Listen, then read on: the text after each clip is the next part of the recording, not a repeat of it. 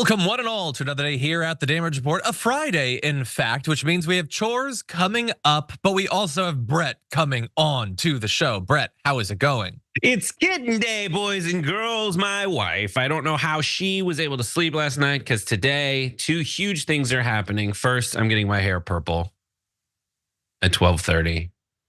At 12, it's almost here. Yep. And second, are you on the main maybe show it's today? after. Am I on? TJ? Yeah. No. So no one's gonna see it? You gonna post somewhere? Yeah, I don't know. I'll use social media. And second, my wife's gonna go pick up 7 kittens and their mommy to foster for a while. That's a lot of kittens. That's kitties. Hello Kitties Club. We are so happy. Well, that's a lot. Godspeed. I hope some of them make it through this chaotic time. Ghost Dog will tell you that my wife is a very good kitten fosterer. And Vince sure and Mia made it through this house pretty well. So we're very excited. I expect that she is, because it has always seemed like her general distaste for humans has left a lot of empathy to go into some mammal, and I think that she's chosen kittens. I disagree with you, John. Sometimes it's also a specific distaste for humans. That's true too. I'm probably shooting up the rankings there. But anyway, speaking of rankings, we have to talk about that in just one sec. I just want to say, and there's a relation to what you said about 12:30. First of all, good luck. I hope that it comes through well and looks good. And I'll also say this, mostly to be unbearable for you. I have to say, maybe it's just today, I think this looks about as good as it could. I think it could be way worse. I actually am sort of getting used to it. I don't think it's that bad. I think I need to trim a little bit, but I don't. John's gonna go back and get his roots touched up every couple weeks. Maybe. I still, you know what I'm probably gonna do to people next week, because they don't seem disturbed enough by my hair and I want them to. I do think it's that time of year. Everyone get hyped. It's the time of year where I shave and everybody immediately wishes that I didn't. So I think that I'm gonna do that. I'm gonna see what the purple hair is like with none of this other colored hair. You know how people say books, not bombs? For you, I'd say head, not face. You can shave your head and look fine. I'll be wildly jealous of like identifying just how healthy your follicles are. But when you shave your face, you look like bad. You look horrible. I look horrible. I'm in that same boat, John. Very ugly. Very ugly. I look like a child that has been placed in like a steam room for a very long time. So it somehow looks young and old at the same time. Yes. That's what I look like. Don't worry. What I think I'm gonna do is I'm gonna shave as soon as I get home after the main show today. That way, if it's really bad, I've got 2 days of beard growth. Why do you do it for me for Monday? Because I'm curious. Okay, I'm curious. I'm a curious fellow. That's why I do everything that I do. Curiosity killed the wife's attraction to you. No, I think the purple hair took care of that, among other things. But anyway, let's turn to very fast some behind the scenes stuff. We have been asking all of those of you on the leaderboard for last month's Draganathon to contact us at rewards@tyt.com. Rewards plural at tyt.com. And 5 of you have, which means 5 of you still need to. That way we can figure out exactly how to get your rewards to you. So we still need to be contacted by Anthony McClendon, Joe Gutierrez, Kide, and Bronco, and Moondragon. Hopefully some or all of you are watching. If not, and you see those people join the chat, feel free to message them. They can contact us at rewards@tyt.com, and we'll try to get everyone set up with their rewards. And with that said, we do have a lot to talk about here on the show. Bizarre interviews, the death of Infowars, more corruption from the Supreme Court, lots of fun and or disturbing stuff all at the same time. But we're gonna start with this. The Biden-Harris HQ Twitter account, which is always a little bit of fun, has been going absolutely wild on this truly bizarre interview that Dr. Phil had with Donald Trump. Now, we're not gonna play that much of it. It's unintelligible garbage and just weird misinformation about his legal cases and all that. But we do wanna play a few little excerpts from the Twitter account so you get the idea. So first, here is just a very strange, I don't know, way to endear Dr. Phil to Trump, I think. My question is why? I understand how. I know you got a thick skin. You're not one of those people that's afflicted with the need to be loved by strangers. I get that. I think that's true. That was stupid from both sides. The fact that you would say that to Donald Trump, and then Donald Trump was like, yeah, no, that's true. That's not exactly what I am at all. And by the way, as that bit continues, he's saying the why. He wants the why. He knows the how. You have a thick skin. Obviously, Donald Trump has never lost his mind over everything that happens to him. But then he says, why? You have a lovely family, an amazing business. Why would you put yourself through this? And it's just such fawning garbage. Any thinking adult knows how much Donald Trump both desperately needs to be in the public eye and needs to feel powerful and all that. So there's a psychological reason that he's doing this. And then the ways that he's massively benefiting. All of the money that's being showered on this family in a way that never happened before with any of his businesses, there's an obvious financial incentive. And so it's one thing for Donald Trump or Don Jr. to be like, we could just be raking in the money, but instead we're doing this for you. I get why he would sell that brand. But why is Dr. Phil a party to this, Brett? Maybe you know more about Dr. Phil than me. I don't think you understand the extent to which most on-camera personalities actually physically deteriorate when there's not lights and camera and action in their face. There's a book that I wrote called Please, Please, Please Look at Me, The Tales of a Minor League Cable Sensation, about how if I don't get looked at, I physically decompose and spiritually decompose.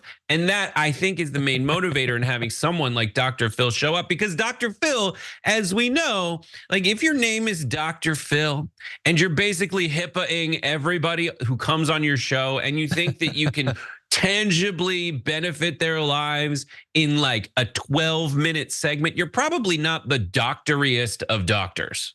And that's what happened. And people ride this amazing wave. They say that in America, we don't know how to do a second act. Well, this is his attempt. And I think we all should be supportive of his attempt to stay wildly wealthy, despite how trash a lot of his opinions on camera might be. Yeah, in the social break, I want to return to this book thing that you're talking about. And it's totally a thing. I mean, you see people like what Megyn Kelly is willing to do to still be talked about and all that. Yeah, Dr. Phil is one. I didn't watch the sort of TV that he'd appear on.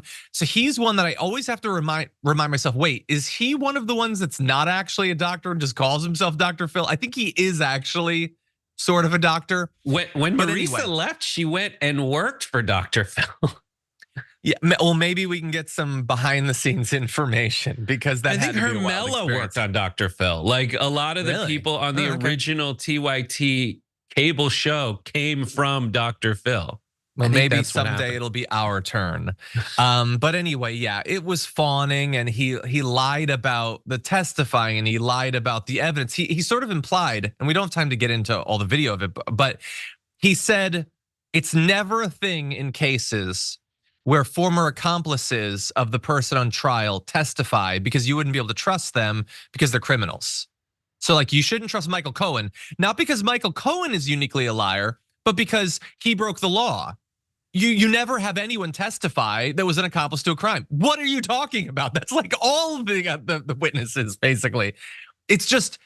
It's like they're just willing to totally shut off their brain if that's what it takes to ingratiate themselves with the person they're talking to. Yeah, a couple things. One is like, that's a thing that people watching Joe Rogan suffer from, people watching this version of Dr. Phil suffer from. It's like, what is it? Like the ants who say, what you're saying doesn't make sense, but then again, you are very small.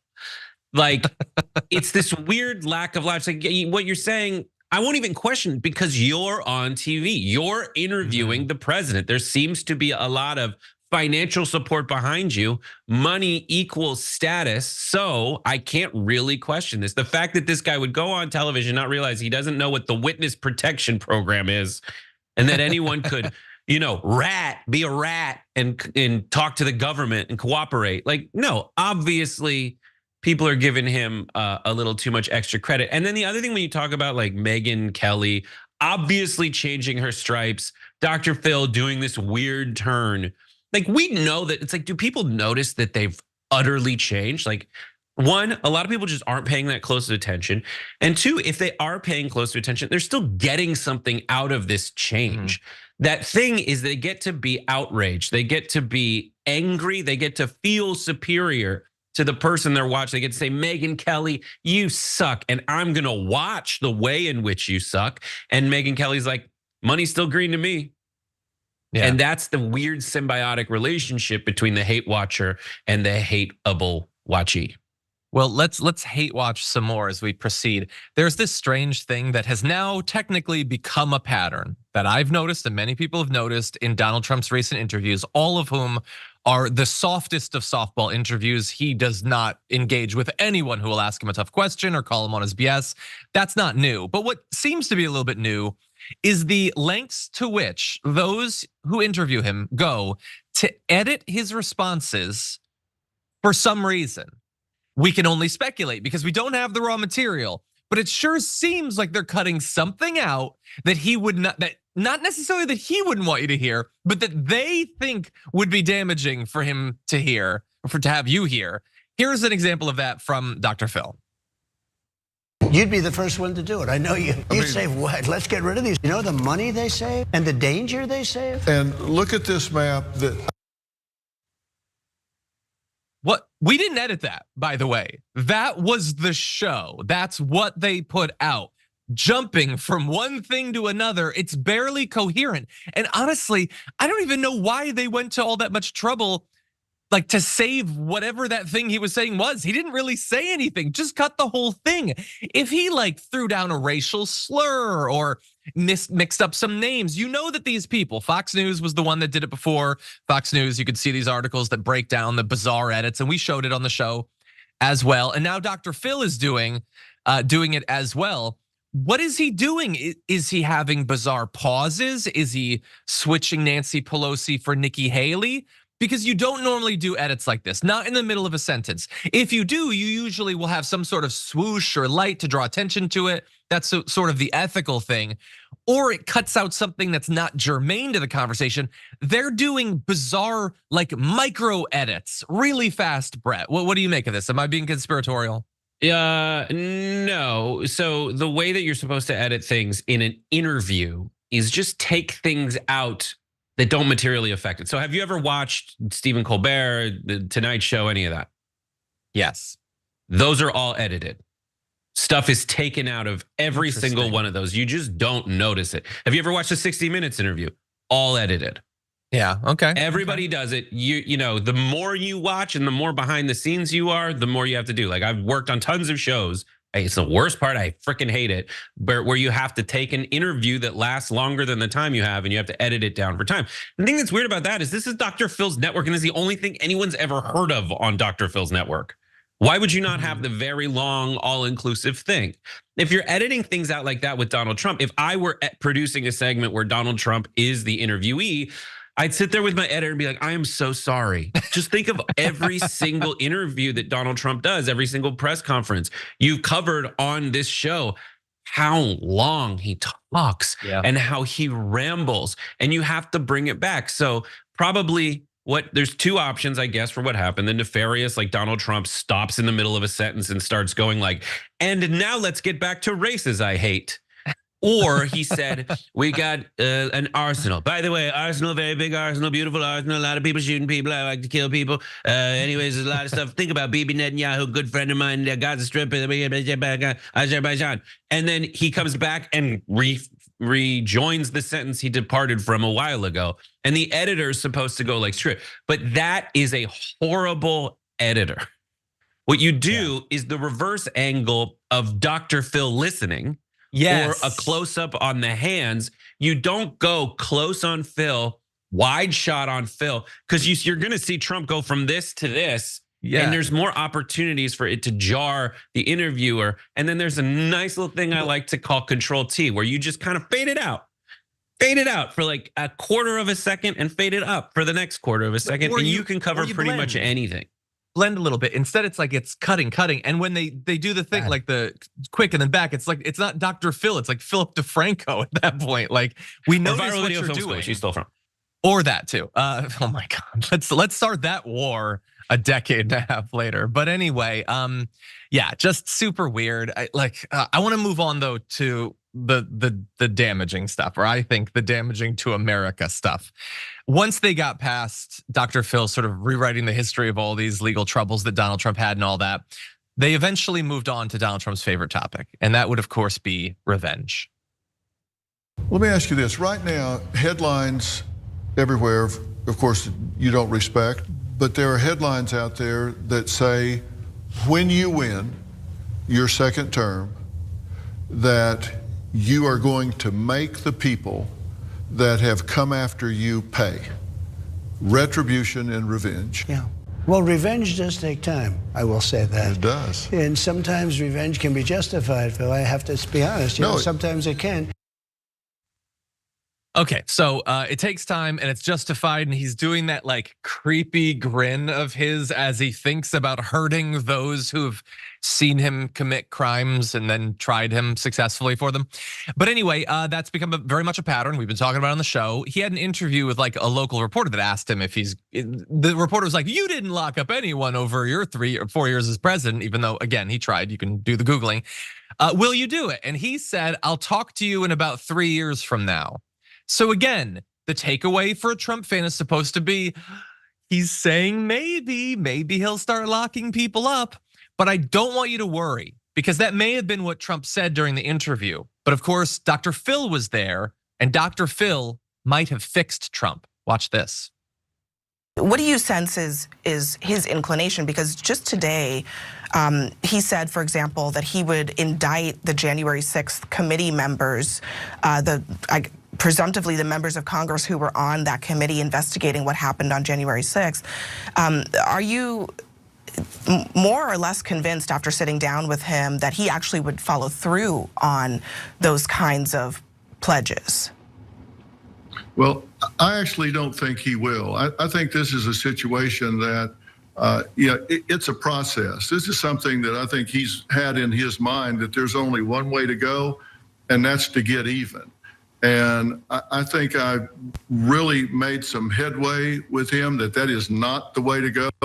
I think it's a process. I think he'll turn this over and over in his mind, and I don't think he will do that. And to the extent that I have any opportunity to lean into this with him, I am going to relentlessly try and get him to not do that.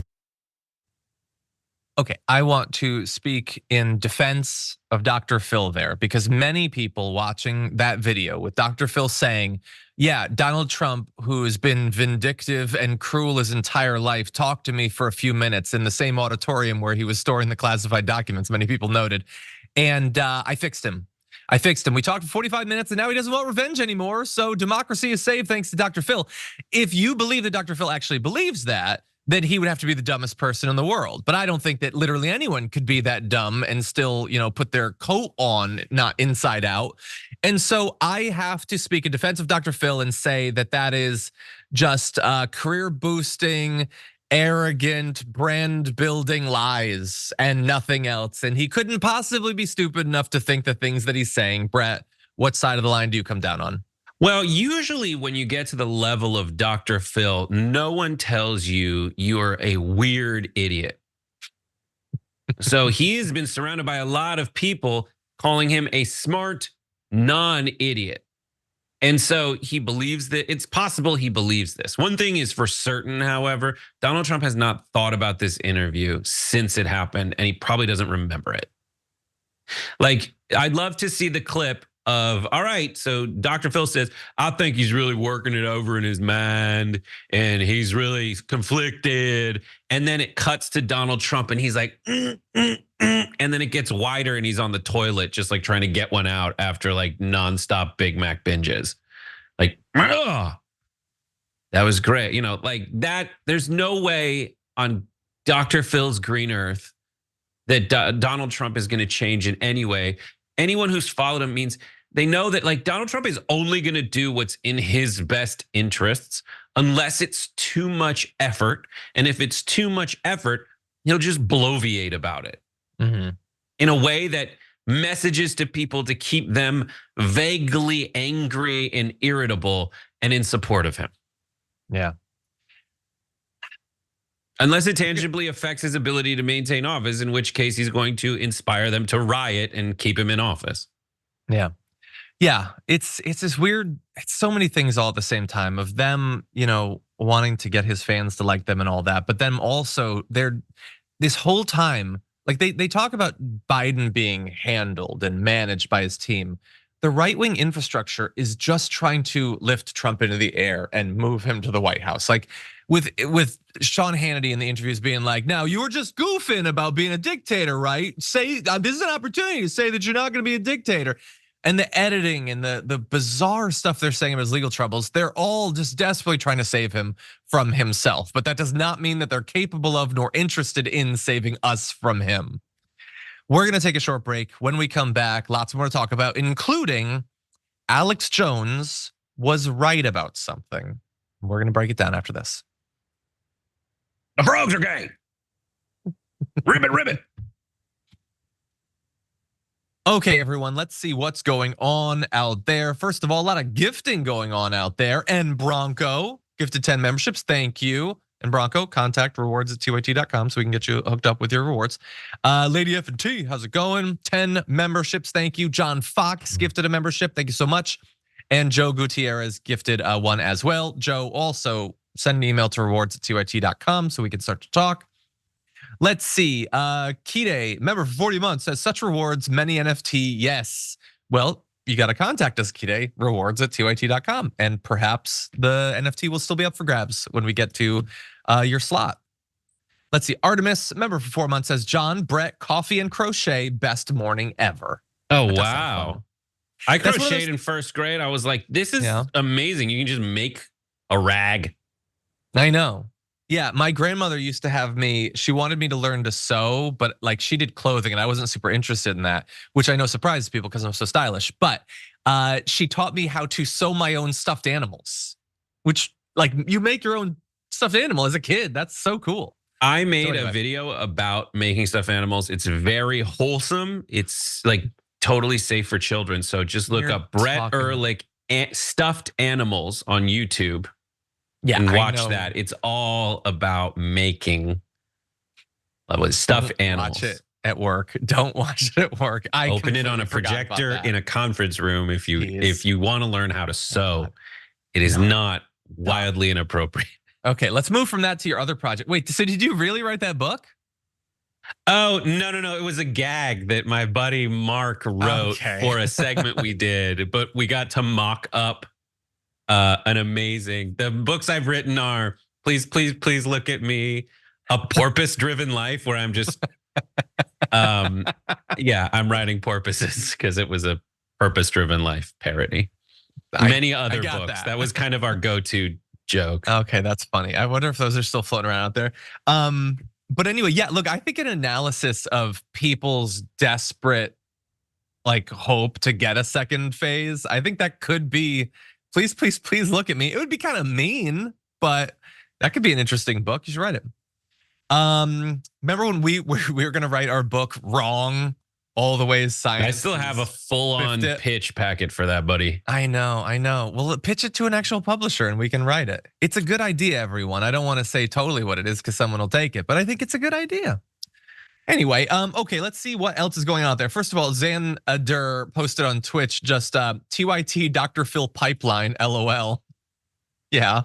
By the way, John, remember when you posted the photo yesterday of you with purple hair on the street? Yeah. I saw that. I commented first, and then I got a phone call from Brooke Thomas being like, what is wrong with him? Is he okay? Is everything fine? And then I explained, and she's like, oh, that's nice. Hey, okay, everybody needs to do something to feel interesting and recognized. If you're Brooke Thomas, you can get nominated for your second Emmy. But what am I supposed to do? All I can do is dye my hair purple, okay? I'm not getting Emmys, Brooke. Anyway, congratulations to Brooke for her Emmy nomination. She's awesome and we miss her here. Would she come back for a day? Unfortunately, if she came back and was on the show, she'd probably never be up for another Emmy. This is her prime sleep hours right now. No, it's everybody's prime sleep or show. We can't have Emma, we can't have Brooke.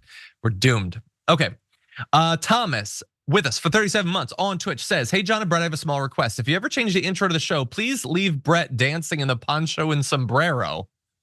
That is amazing that you think Brett. It's me.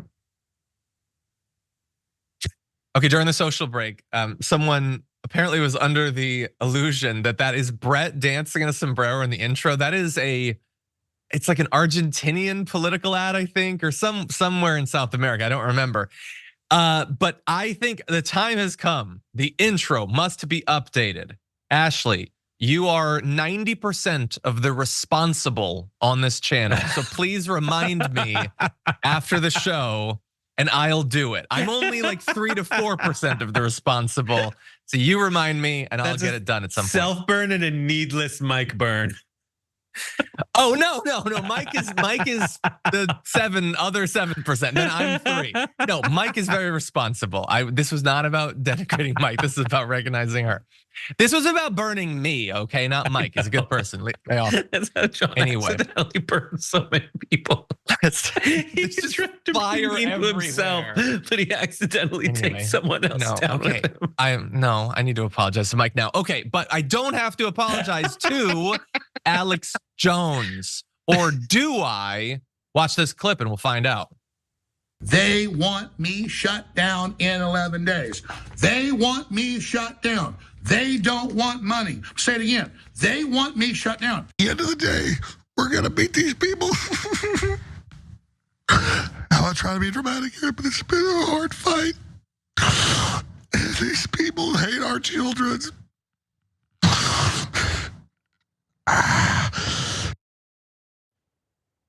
Against all odds, he's actually being shut down. He's being shut down. That's Alex Jones. And any emotional thing that he does is immediately suspect. He was fake crying in the clip that you're seeing right there. But he was right for literally the first time in his life. Second time, he long ago realized that pulled pork is a delicious meal and he's dedicated his life to it ever since. But the second time that he was right was that his channel might get shut down, or at the very least that he won't necessarily be in control of it anymore, because apparently he has agreed to move to liquidate his personal assets, including whatever remains of his ownership over Infowars, so that he can finally, after years of avoiding doing so, pay the Sandy Hook families that he defamed and made their lives a living hell for literally years. And so he has thus far resisted converting his personal bankruptcy into a Chapter 7 liquidation that apparently is now changing. Bear in mind, he was found liable for over $1 billion for the damages for the campaign that he orchestrated and led for years. This is back in 2022, okay? And they still have not gotten a penny. These people who have been doxxed and received death threats and been hounded out of multiple homes for years, thanks to his constant attacks against them. His attacks against him that made him hundreds of millions of dollars, by the way. And now finally, maybe that's changing. Here's a statement from the family's attorneys. The legal maneuver ultimately, quote, means Jones's ownership in free speech systems is going to get sold. Converting the case to Chapter 7 will hasten the end of these bankruptcies and facilitate the liquidation of Jones's assets, which is the same reason we have moved to convert his company's case to Chapter 7. Now, he has not technically controlled the Infowars business for some time. Free speech systems had filed for bankruptcy protection. And bear in mind that during the 2 years where he has avoided paying off any of his debts, he's also moved tons of money around and tried to hide it.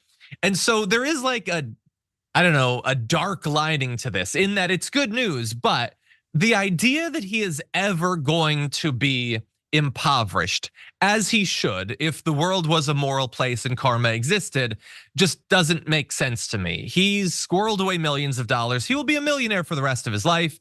He could start up some random Holocaust denial Rumble show or something, and his fans, the white supremacists and conspiracists that love him, would shower him with millions of dollars.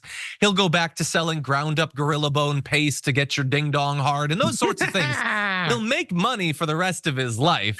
But technically, Infowars will have to be sold. The question is, who will buy it? I'm guessing Vivek Ramaswamy, but I don't know. What do you think, Brett?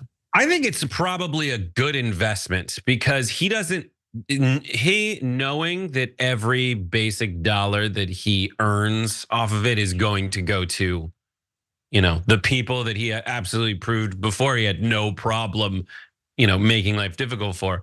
Like, I don't know for him what the difference is between selling it for $10 million or $100 million really is, if $1.5 billion is so far away. So you can pick it up for pennies on the dollar. You could, if you think you can ride that, crazy untamed beast, and you're Vivek Ramaswamy or whoever, or the people who own the wiener pill thing, and it's a better model for selling those than it is just randomly paying for the advertising, because you can also recoup any other cash that comes in from it, then maybe that is a good decision for them, or a consortium of those kinds of people. People who already advertise with them create like some kind of entity that they can collectively buy it. But this is one of those things I slacked in our little, channel for pitches. Has John's least favorite dynamic written all over it. A big company can find a way, people who are bad in the business world and beyond, somehow you feel like you have this win where they've been found guilty, but they find some kind of apparatus built into capitalism to kind of not really materially change their lot in life as a result of it.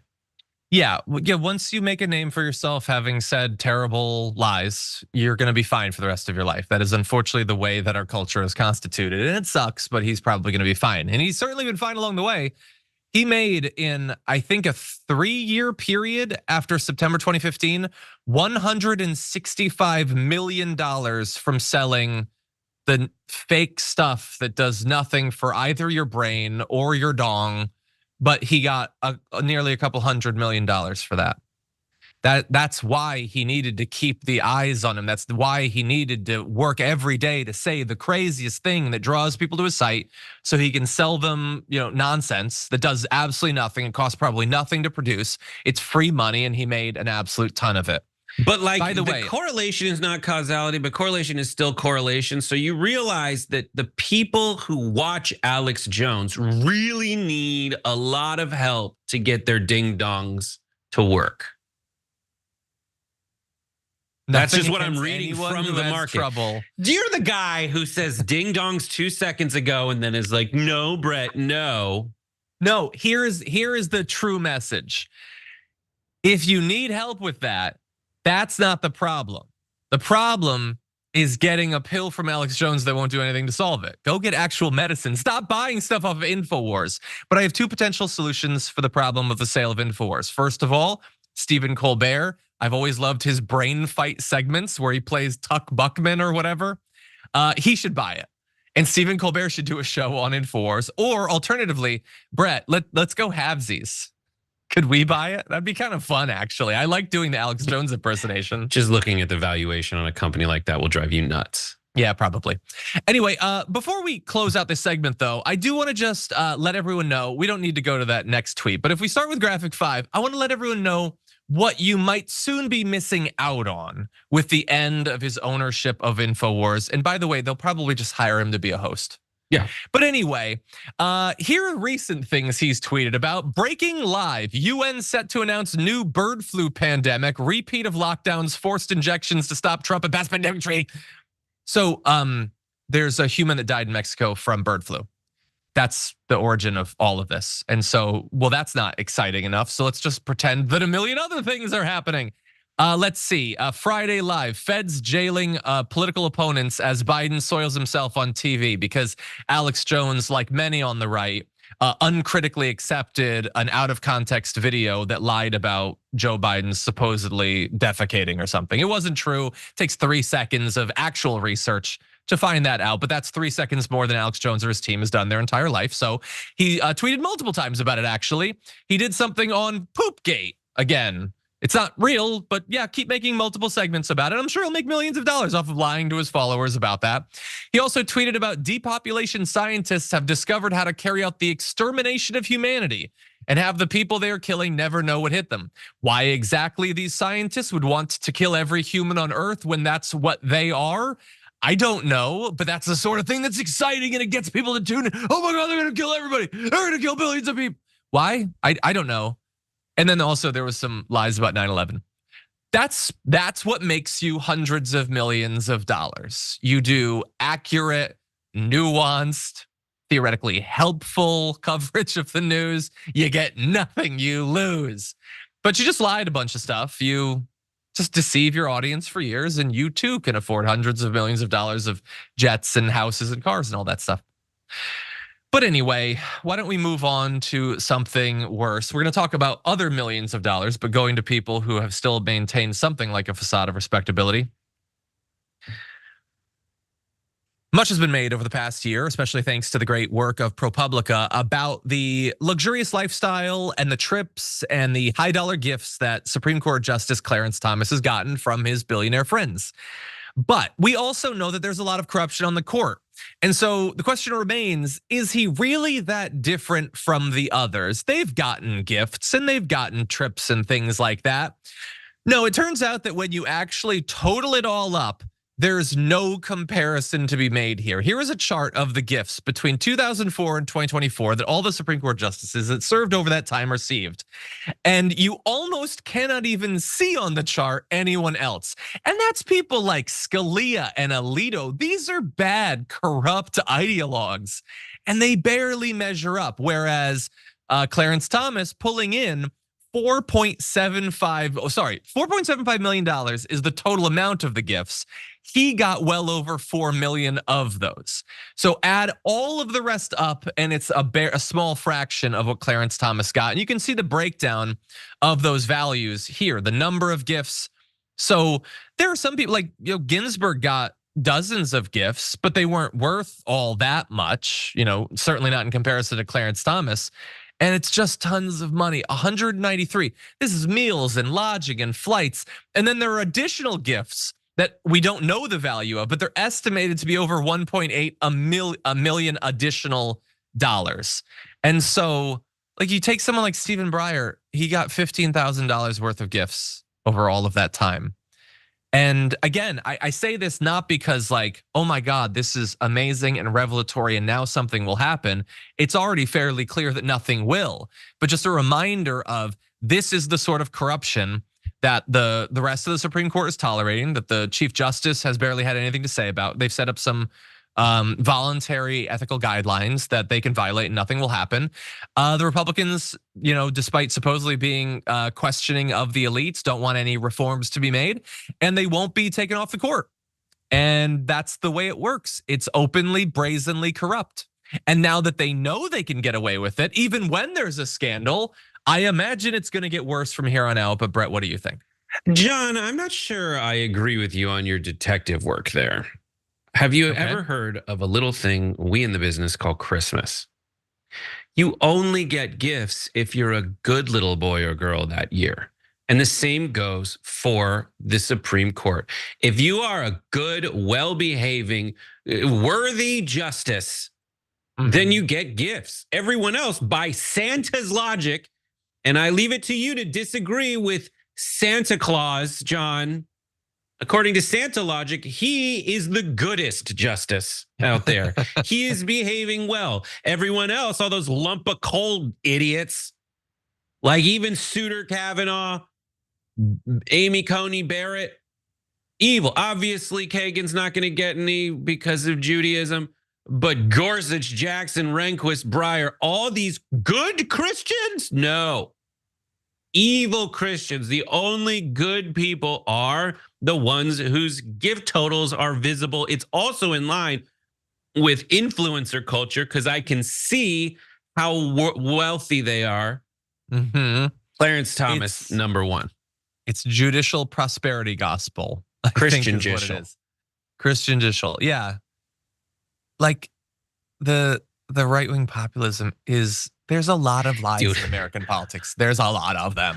4 million, he's getting $4 million. Something is wrong with that. What's wrong is he felt completely fine being like, all right, it's like tax season where you're like, I got to find a way to change my income or whatever, write off some of these expenses. And you go to an accountant and they're like, I can do half. He's like, here are my disclosures. I can't hide the $2.4 million in disclosures.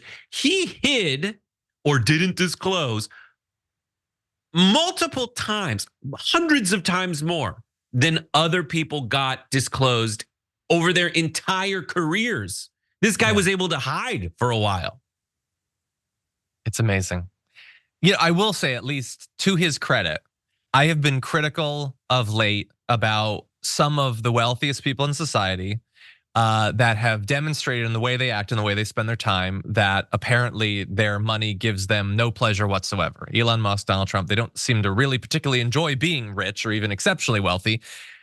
Clarence Thomas seems to really enjoy the trips and the luxury and all that stuff. When was the last time you saw that Trump had bought something cool? Like he wears the same suits that he has for 20 years, eats the same stupid chocolate cake that he has for years.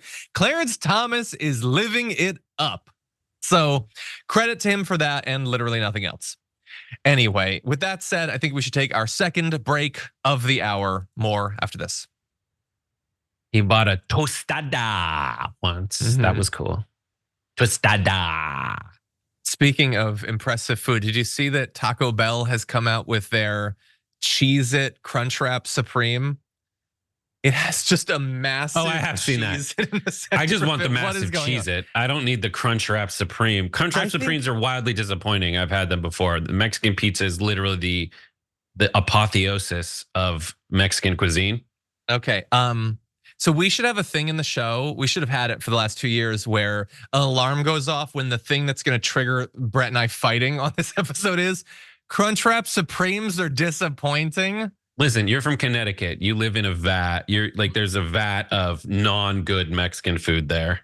So you're I completely lived in Texas for 5 years. Oh yeah, let's bring more. Put more. Yeah, Tex-Mex, not Mexican food. I know it's not Mexican food, but it's still good. Anyway, who enjoys a Cheez-It in the first place? You eat one of those. Now we're in a fight, dude. God, now it's a big cheese. You want to take a big bite of Cheez-It? Cheez-Its are so good. You put them. You don't even chew them much. You put them on your tongue and then you just crush them against the roof of your mouth. Oh, baby. A massive. I like to live in the sensory deprivation chamber of the goldfish cracker for months and then try a Cheez-It. Don't wake the sleeping dragon has a bowl of Cheez-Its in front of them right now. I do not get that Cheez-It out of my Crunchwrap Supreme. Anyway, and I don't need a what is a Taco Bell? Their partnerships are too weird. Okay, so they're weird. Like, we literally don't care. Just what do you got? It's all sous vide, by the way. It's just in like a pouch which they drop. Yeah, that's it. Oh, I love it. So good. Anyway, by the way, and if you're at Taco Bell and they make your Crunchwrap Supreme and they don't put enough big cheese in it, you know how you get more? You give them a little like the Chipotle CEO would say. Anyway, okay, let's read some comments. First of all, let's acknowledge Fat Sater has become a member. Much appreciated. Thank you for being here. Armed Liberal said in a super chat, Dr. Phil lost his license, so to practice in early 2000s, everything since is just advice. That is interesting. I did not know that. May Money in the Building says in super chat, fly to roll. I'm going to the Oakland Ballers baseball game later. They have the first female pitcher, which is dope. We got a new WNBA team too. Oh, that's cool. Be careful when you go to the WNBA game. The stands are probably going to be full of conservative men because they're very interested in women's sports now. Anyway, Stranox says in super chat, hi guys. Hey Brett, look up images of Marjorie Titan Greene. Striking resemblance to the smiling Titan from Attack on Titan. You think this hasn't been like a thorough thread of text chains that I've been on with multiple people before that came out? Yeah. Oh, I forgot that she watched. I didn't see the last few episodes though. I eventually had to stop. It was getting too weird. You know, sometimes when there's a show that has a great premise, like a killer premise, and then they had no idea what to do with it. You have to watch it all at the same time for those. You just have to keep going. Like where an off season isn't that bad. You know, if you can just be like, all right, let's keep going. I'm almost done. It felt to me like Westworld. It's like, I love the idea. Someone else should have handled it. But anyway. Yeah.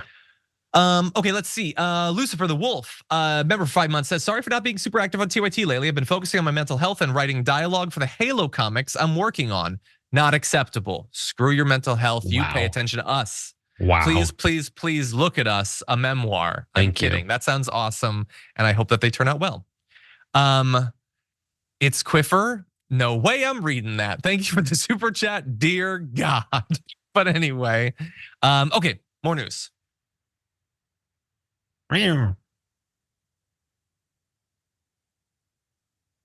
Okay, I confused myself with the rundown because all the letters are out of order because today was utter chaos for me. Let's move on to this and see what Brett makes of it.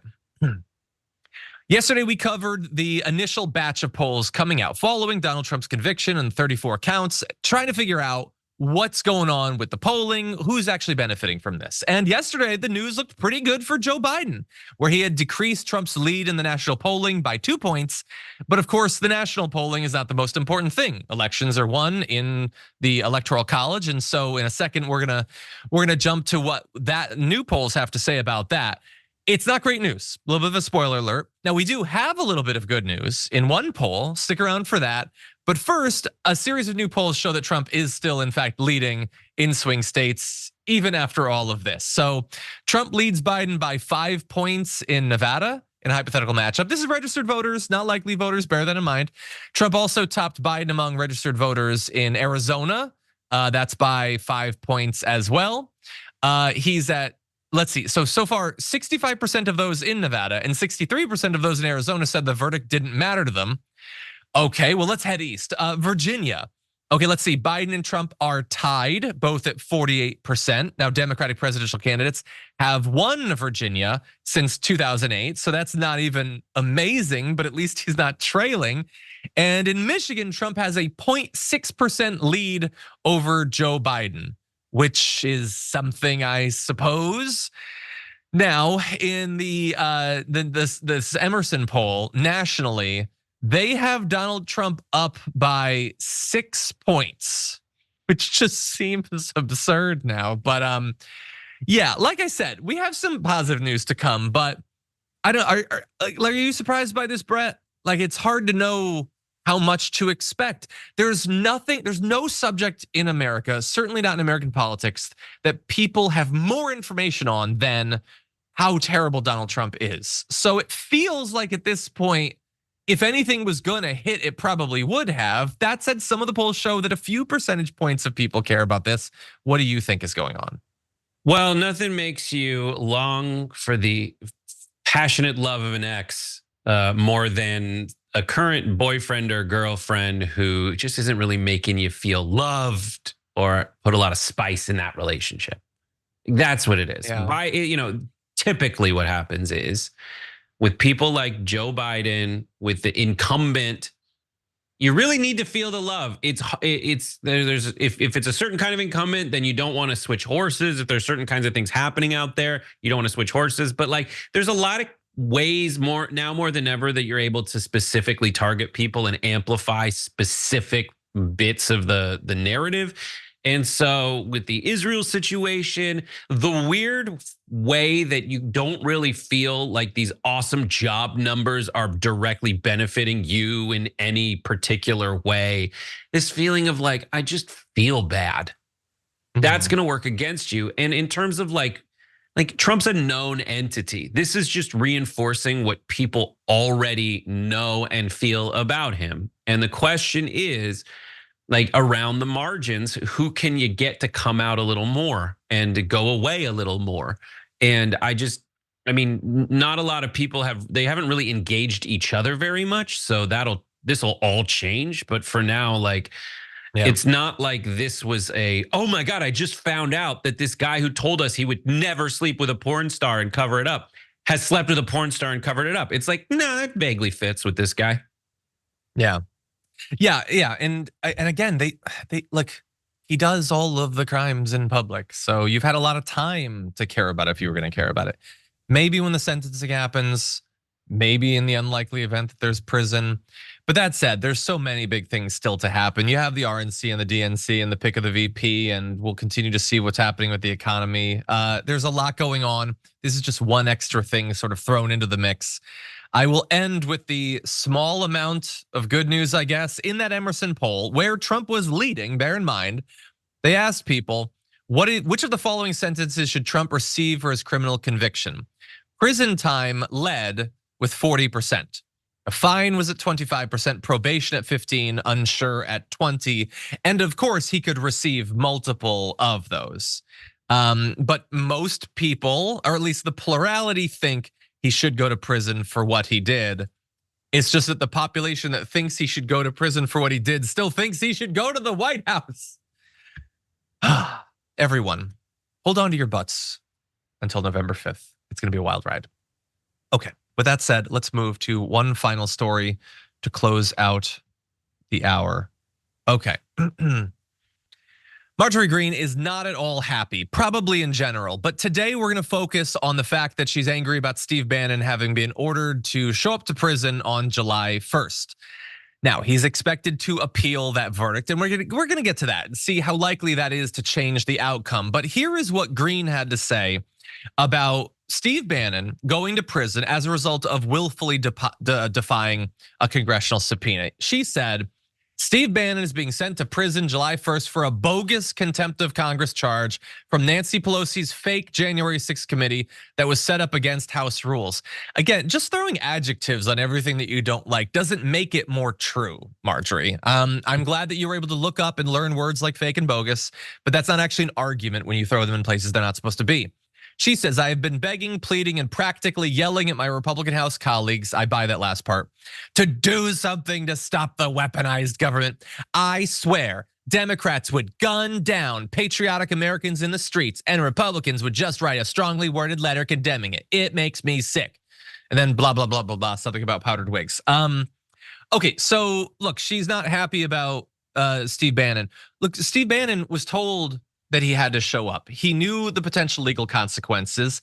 He made a choice, a conscious choice. No, I'm gonna look tough. I'm gonna say on my podcast, I won't show up and they can lock me up if they want to. Well, now they want to. So you got to boast and you got the cred or whatever with your conspiracist audience. Well, now you have to do the time for the cred that you gathered for yourself. And so her acting all like shocked that this is the outcome, it was objectively supposed to be the outcome. Now, rich, powerful people sometimes evade justice, but this was the consequence for what he did.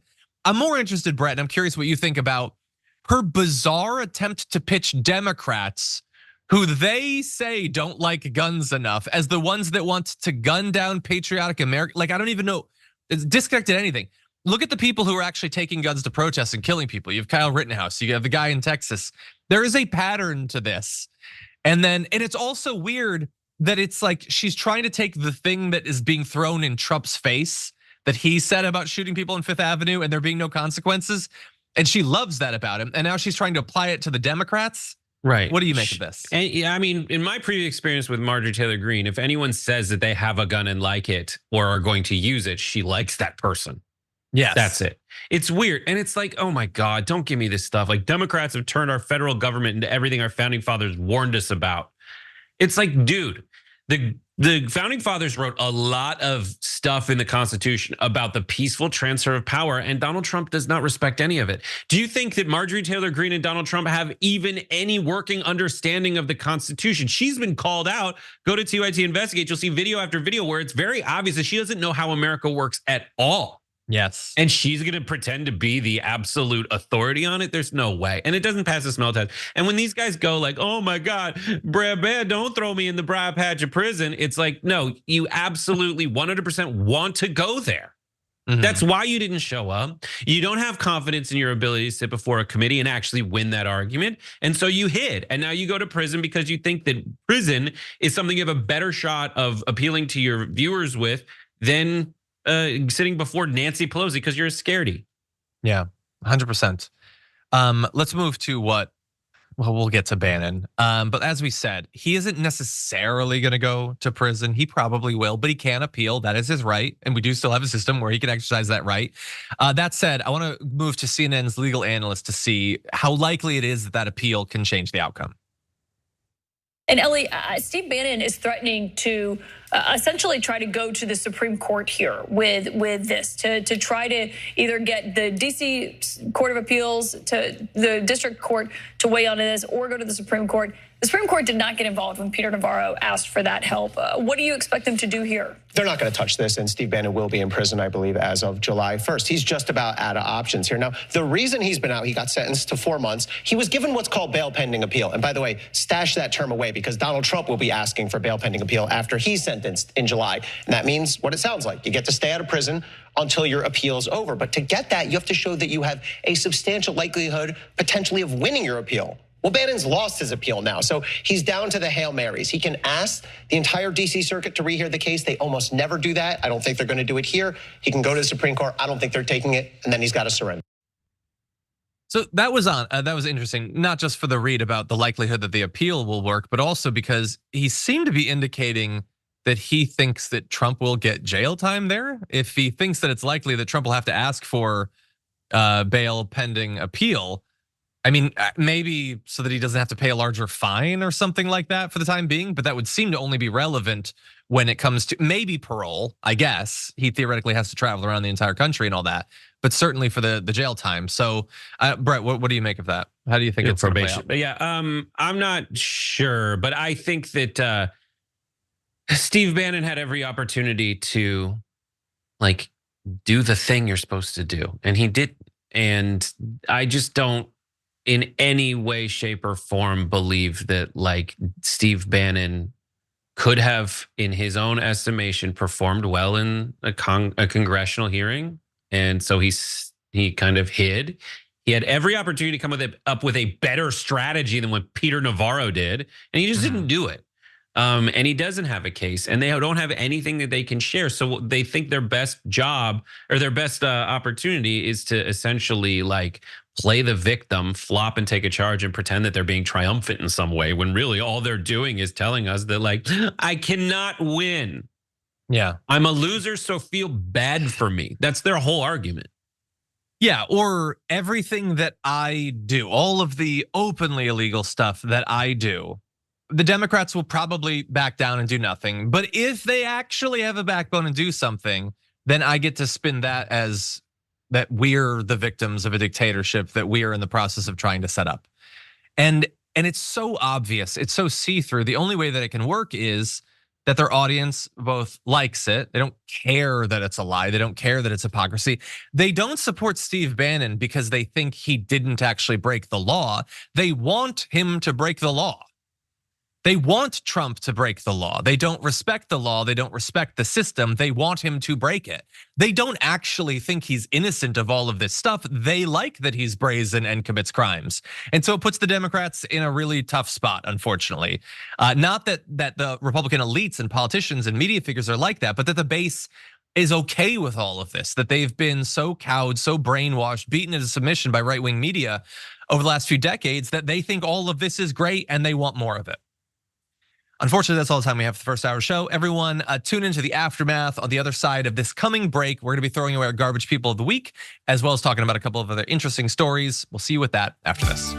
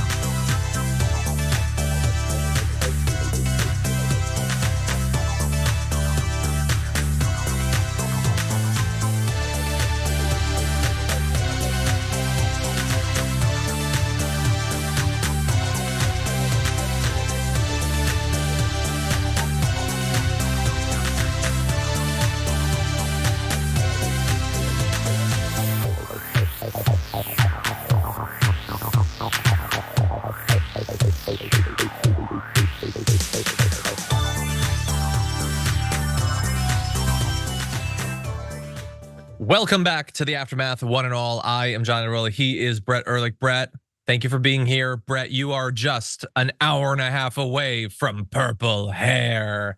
Are you excited? Are you nervous? I mean, here's just a nice little view at what it might look like. I think that's pretty good. I think you that's feel all right. That is literally my head, isn't it? God damn you. You gotta get closer. I look like you're about to make me your fighter against Dalsim. What's your finisher? I think that could be good. Okay, well, I can't wait. Of death. I want you to post a photo on Instagram.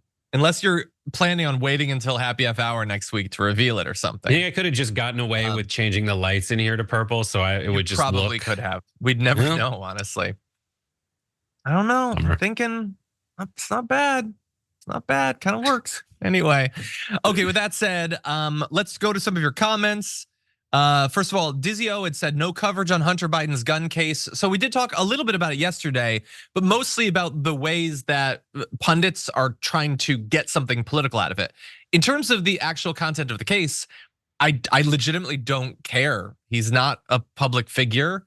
It has nothing to do with politics or the official duties of any politicians. It's a personal thing of a person who happens to be related to Joe Biden. So unless it crosses over into politics, I don't care. I don't really cover many trials that aren't about politicians, honestly. It's God. There's a God-given right to own a gun.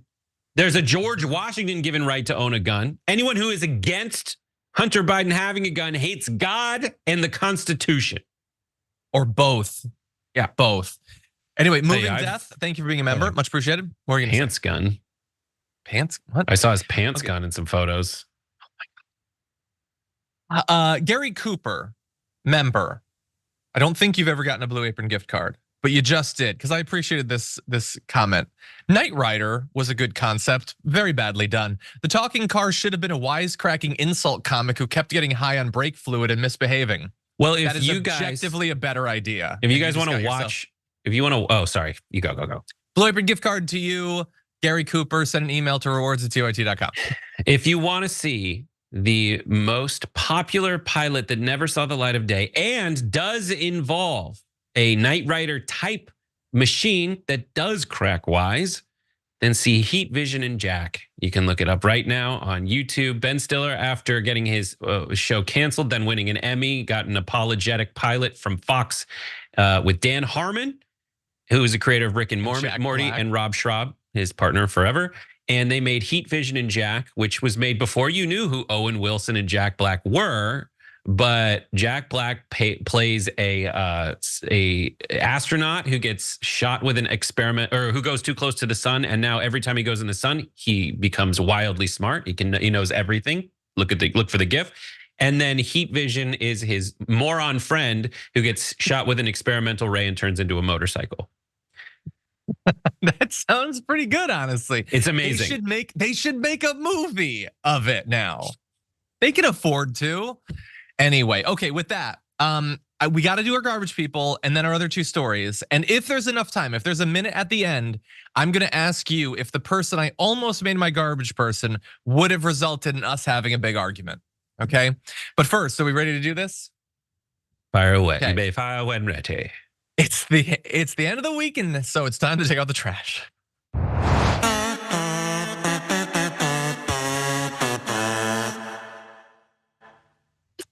Brett, who's your garbage person of the week?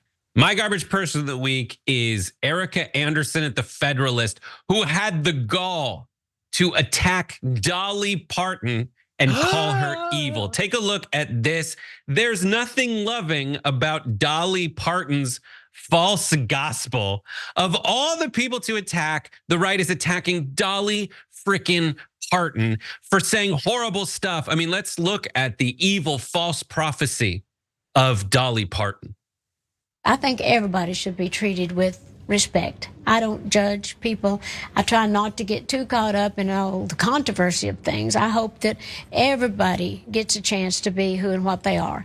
I just know if I have to pee, I'm going to pee. I don't care where it's going to be. The most accessible fact and opinion in the world, Dolly Parton identifies with a lot of us who pee where we have to pee when we have to pee. And then let's look at some other evil stuff she said beside accept people for who they are. Find the good in everybody. This sacrilegious hussy. Here's what Erica Anderson writes in her thoroughly bonkers editorial. In a world where division is the default, she collects fans of every political stripe, refusing to denigrate anyone, and regularly proclaims, "I love everybody," when asked how she does it. Can you believe the evil it sounds like Dolly Parton is? According to the person who is attacking her, believes this is a valid attack line. She also writes, when asked about her diverse community of fans, how dare she have a diverse anything, Parton always mentions Christianity, saying she does her best, quote, not to judge and only to, quote, love for that reason. Then she says, it's never enough for these people. She says, I appreciate that she refuses to condemn conservatives as so many Hollywood Democrats do. Oh my God, how dare she? But according to scripture, she is wrong on the issue of homosexuality. There it is. The fact, even though Dolly Parton is just saying, be nice to people, don't judge, judge not lest ye be judged, it's not enough for these folks, proving there's no way of pleasing them. And then essentially she makes her declaration of her own opinion. Jesus just essentially wants you to hate a gay loudly. To be sure, writes Anderson, the culture is on a constant witch hunt for those who would call homosexuality sinful. That's an admission of guilt. She doesn't know it. I understand wanting to avoid the avalanche of criticism, but calling sin out by name isn't judgment. It's adhering to scripture, even though that same scripture would imply that you should love everybody, and also blessed are the meek, for they will inherit the earth. And there is nothing but hubris and presumption in Erica Anderson's attack on Dolly frickin' Parton, who literally just says, find the good in everybody. John? Yeah, I'm struggling to find the good in the author of that article right now. Yeah, look, I have not read the entire Bible, which makes me the same as every single one of these conservative Christians. But like, I love that they're like, in their mind, when they picture the Bible, it's like abortion bad, gays bad, the end. They think that's the whole thing. It is full of stuff about, tending to your own sin rather than focusing on the others, not professing that you're holy in public, and all of that stuff about humility and kind of like the core Jesus stuff. Actually, these people love Jesus, like vaguely. They don't seem interested in pretty much anything that he had to say, though. And yeah, you're coming for her. I saw tweets in reference to this about people saying like, we ride at dawn. Like, why are you attacking her? Well, this is why she's attacking her, because she thinks it'll get clicks or whatever. Because again, the desperate need to have people pay attention to you, I guess, is holy. I guess that's the Christian thing to do, to make opportunistic attacks against people who are doing nothing wrong so that you can make money. I guess that's the holy thing to do. It's kind of similar to the attacks against Miss Rachel. I don't know if you saw that. She's a YouTuber that makes content for kids. She put up a video saying that she loves her LGBTQ audience, and if there's people who won't be able to watch her as a result of that, it's okay, she still loves them.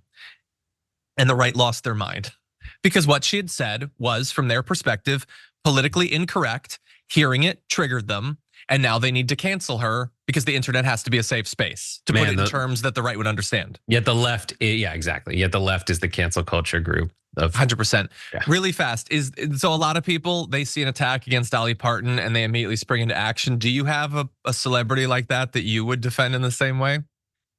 No, I don't really care about any of it. Oh, okay. How about you, John? Who's yours? You. I would, if you were attacked. John Iadarola is the person that if someone attacks him, I pull out the Wolverine claws. I like Tom Hanks. Tom Hanks. I defend him, and probably Florence Pugh, probably those two. Lay off, everyone. Lay off, okay? And I would defend them both for the exact same reason. For me, it's usually comedians when they're trying a joke and it just fails. Oh, sure. Yeah. Okay, well, good garbage person. I like it. My garbage person of the week is, I guess, technically Jeanine Pirro, although there's a lot of people that I would put in this group. They all are garbage coming out of their willful misinterpretation of this video.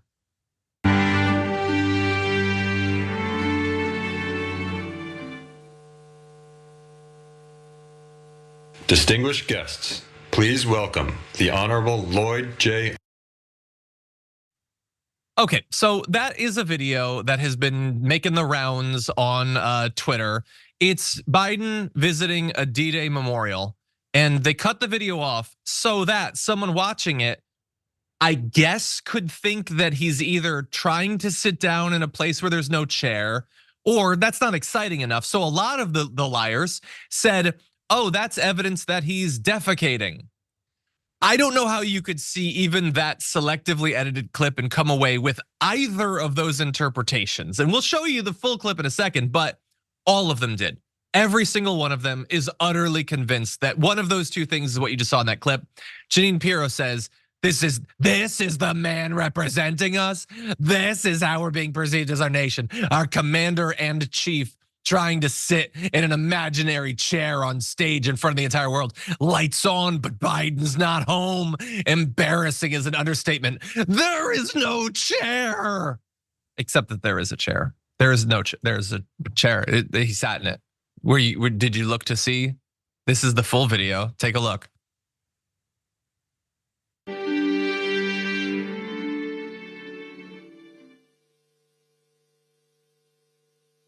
Distinguished guests, please welcome the Honorable Lloyd J. Austin III, Secretary of Defense of the United States of America. Chers invités. Yeah, there's a chair behind him because there's a chair behind literally everyone. He just sat down. Was it a little bit awkward that he started to sit down and then realized he was supposed to wait for them to finish the introduction and he was waiting for his wife to sit down next to him and then he sat down? Sure, a little bit. Is that as exciting as pretending that he tried to sit in a chair that's not there or he was pooping himself on stage? Like, come on. And I know most of these people are not wrong or they saw it and they didn't do enough research. They don't care. They don't care. Alex Jones is still claiming that that's proof that he pooped himself because nothing matters to these people. They don't even need the deep fakes that are soon gonna flood our elections. They'll just take stuff like this and wildly misinterpret it because they have to believe that Donald Trump his brain is still together or something. It's madness. It's all over the place. Gateway Pundit with their article. Is he downloading in his diaper? Dana Loesch is saying that he pooped himself. Alex Jones, Laura Loomer, Dave Rubin. By the way, all these tweets are still up. It's been totally debunked. They look like absolute morons. And for some of them, maybe that's new. I know Dave Rubin's probably used to it by now. But they're not taking it down. They're not apologizing because why would they? They don't have any respect for their audience and they know that their audience doesn't care if it's true or not. It's fun. I like it. It makes me feel good. That's what's important, not whether it actually reflects reality. Brett, what do you think? I mean, I think he looks weird taking forever to sit down in a chair, but he paused. He didn't take forever. Yeah, he paused awkwardly. Come on. Yeah, he was waiting for everyone else to sit. His back is 500 years old. Like he goes and he looks down and he's like, oh, I'm gonna sit. Anyone who's like, oh, I sat too early would stand right back up now. But he's 89 years old. Yeah, and he's like, screw it, I'm already here. However, that guy beat your roll boy. That guy won an election. He was as feeble then as he is now, and he still whooped Donald Trump. That's it. I mean, that's the answer. And then Jeanine Pirro to be like, that's our president. Like, pick anything Donald Trump has said. Windmills, or more germanely, take what Donald Trump said at a D-Day memorial himself when he said, I just don't get it, allegedly. What was in it for them? For the fallen soldiers. We've got that coming up actually on the show. There you go. But yeah, you're right. You know what? But on that topic, here, let's play a little bit of this to balance the scales a bit.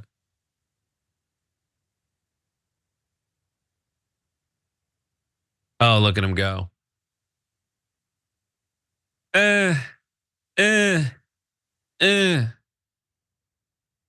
did everything right and I almost fell down the ramp.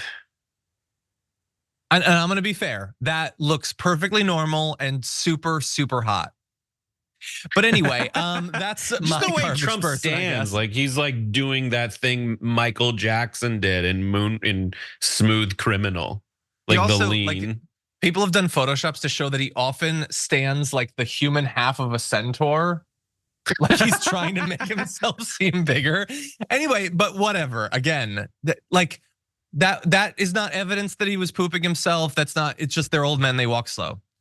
It can just be what it is, and maybe that's good enough and maybe it's not, but not for these people. Everything has to be the most fantastical, perfect version of exactly what would make me right and awesome. But anyway, those are our garbage people of the week. I know, 100%. Well, it's Dave Rubin. That's the best joke that he's ever told. He's honestly. a comedian, And I just think he knows ask him. that. That is good. See, that's funny. He could learn from that. Anyway, 45,000 of you voted for your garbage person of the week. And here are the top 5 coming in at 2% of the vote. Conservatives for being triggered over Miss Rachel's Pride post. Oh, not a lot of support for Miss Rachel there. Anyway, in fourth place with 3%, you have Fox News for melting down over Hunter Biden's trial. In third place with 19% of the vote, you have the House GOP for wanting a law to move Trump's state cases to federal court. I think that deserves a higher spot, but that's okay. Your runner-up with 26% of the vote is Texas professors who want to fail students who get abortions. Wow. But the winner with a slim majority of the vote, Marjorie Greene, for her ridiculous statements during Fauci hearing, where she said, "You're Mister, you're not doctor during my moments. Do you represent science? Your evil science did this." She talks about science like it's an exotic fruit that she's seen in pictures but never actually encountered in real life. So bizarre. But anyway, those are our garbage people. Why don't we turn to our? Oh, we don't have all the time. Do it. No. I think what we're gonna do is we're gonna skip to H. I think that we'll wait. The other one can wait until we'll talk with Francesca on Monday. Why don't we get ready for H? Apologies to the TD for this last minute change. And yeah, we'll talk about that. A new Biden campaign ad released around the D-Day commemoration features veterans giving their thoughts on Donald Trump, and here it is. A good commander-in-chief is somebody who gives a My name is Curtis Register. I served in the United States Marine Corps. My name is Ed McCabe. I served from the 1990s into 2014. Hey, my name is Matthew McLaughlin. I was a Navy pilot for 8 years. It is the first time I'm shaking the hands of a president of the United States. It was pretty impactful to me to see an individual that supports troops not just on the battlefield, but when we return home. I see a man in Joe Biden who accepts accountability and responsibility. And when I see his predecessor, Donald Trump, I see a man who is only in this for himself. Who criticizes veterans, who doesn't see it important for him to go to the funerals. Donald Trump has zero accountability in his life. He's a draft dodger, simple as that. I think the election is the difference between authoritarianism and democracy. And I came to see a president that cares about maintaining democracy. Donald Trump, he's not fit to be commander-in-chief. He's not fit to lead a squad, and he's definitely not fit to be president of the United States.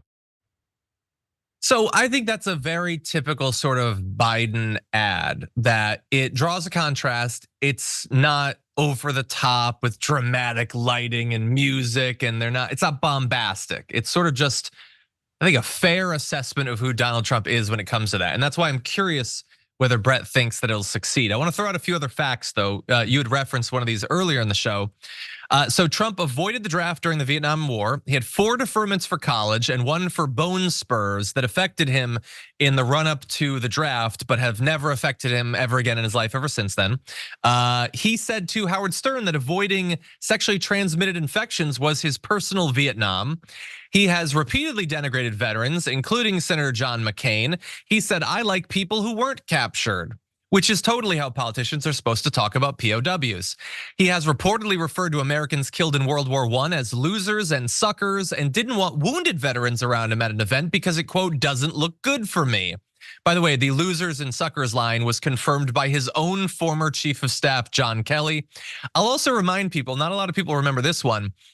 Presidents are supposed to call the widows of soldiers who die in missions abroad, and he did that and ended up getting into a fight with one of the soldiers' widows when he apparently could not remember the name of the soldier who had died.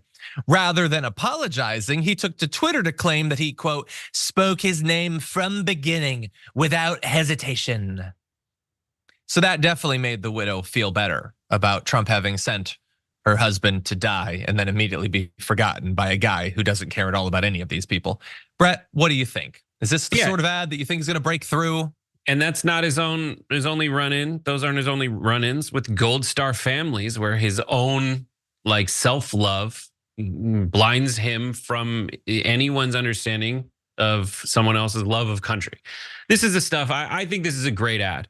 I hope it gets through to people. This is the kind of ad that will surprise the hell out of a lot of folks on the right. Like, the right has become this very strange hodgepodge, as has the left in many ways. But like, the ability for folks to see faces that you wouldn't necessarily equate with someone who would vote for a Democrat as the narrative of, you guys hate America and you hate our troops. Well, famously, Joe Biden finishes every speech with "God protect our troops." He says it. Now, there's a lot of people on the left who are like, "Oh my God, I roll my eyes at that." But that's something that on a base level, you got to understand. And Joe Biden's son, Beau, like, died from what seemed to be complications from his time in Iraq. And that guy was, supposed to be the next president of the United States, but it didn't work because of the sacrifice that he made for his country, something that Donald Trump, it's so infuriating.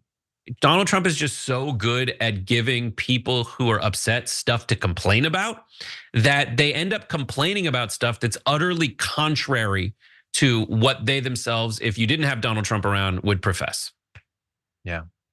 Yeah, I especially wanted your read on that because, like, I would prefer something a bit harder hitting, but it wouldn't necessarily appeal to the sort of voter that I guess he's targeting this for, that maybe does want something a little bit more just sort of like able to hook people who might get their like hackles up over something more aggressive maybe. It feels very much like his 2020 campaign, which, to his credit, he did win. There was some context of the pandemic and everything, but he did win. And I didn't expect him to. So I'm trying to be, I guess, a little bit more open-minded to his strategy this time around. But I hope that your read is right, because I think that those veterans are 100% right about him. It's amazing that none of those scandals that we talked about really seem to hurt him at all on the right. These lines that would have ended careers 15 years ago, like attacking John McCain and mocking soldiers, mocking the generals, like it's just madness. Right, absolute madness. The same group was like, you know what? John Kerry wasn't exactly the something Swift boat. Yeah, they didn't even know. Sunk. He did serve. Served. Yeah, we live in mad times. But that's unfortunately all the time we have for Mad Times. Brett, as always, pleasure to have you here. Can't wait for hopefully a text message from you in a couple of hours with the results of your transformation. And for all of you out there, thank you for watching. Reminder to everyone who's on the Dragonathon leaderboard who has not yet contacted us, send an email to rewards@tyt.com so we can talk about getting you your prize for participation in the Dragonathon. I will be leading the first hour of the Young Turks later on today, so I hope to see you there. For now, though, stay safe out there, stay sane out there. We'll see you soon.